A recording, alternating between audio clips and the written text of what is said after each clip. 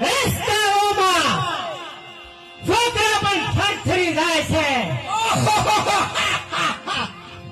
અરે દીકરા, આજકાલ કઈ નવીન સમાચાર મળી આવ્યા ખરા?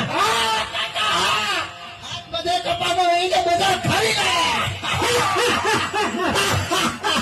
દેવી પણ ખાલી પડ્યા. હું દીકરા, એક બીજી વાત યાદ આવી કાકા.